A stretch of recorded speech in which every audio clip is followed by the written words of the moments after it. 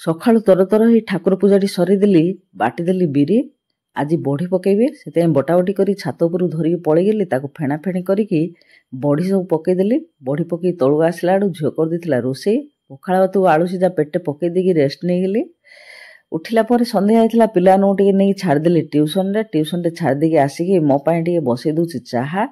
ଚାହାଟା ହେଇସାରିଲା ପରେ ମୋ ଜାଗାରେ ମୁଁ ଧରିକି ବସି ପଡ଼ିଲି ଚାହାଟା ପିଇବା ପାଇଁ। ଚାହାଟା ପିଇ ସାରିଲା ପରେ ରୋଷେଇ ଘରକୁ ଆସିଲା ବେଳୁ ଆହୁରି ବିରି ବତୁରା ଥୁଆ ହେଇଛି। ତାକୁ ଦେଖିକି ଇଚ୍ଛା ହେଲା ଟିକେ ବରା କରିବା ପାଇଁ। ସେଥିପାଇଁ ଭାବିଲି ଟିକେ କରିଦେବି ଆଜି ଯେମିତି ହେଲେ ବରା।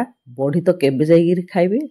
ବିରିକି ବଟାବଟି କରିଦେଲି, ପିଆଜ ଶାଗ ପକେଇକିରି ଆଜି ବରା ତିଆରି କରିଦେଲି। ବରାଟି ହେଇସାରିଲା ପରେ ପିଲାମାନଙ୍କ ପାଖରେ ଧରିକି ବସି ପଡ଼ିଲି ଖାଇବା ପାଇଁ। ପିଲାମାନେ କ'ଣ ଖାଇବେ, ମୁଁ ଆଗା ଖାଇଦେଲି ସବୁଯାକ। ଖାଇଦେଇକି ପଳେଇ ଆସିଲେ ରୋଷେଇ ପାଇଁ। ଆପଣମାନଙ୍କୁ ଯଦି ଭିଡ଼ିଓଟି ଭଲ ଲାଗିବ ଚ୍ୟାନେଲକୁ ସବସ୍କ୍ରାଇବ୍ କରିବେ ବୋଲି ଆଶା ରଖିଛି। ରହୁଛି। ଜୟ ଜଗନ୍ନାଥ।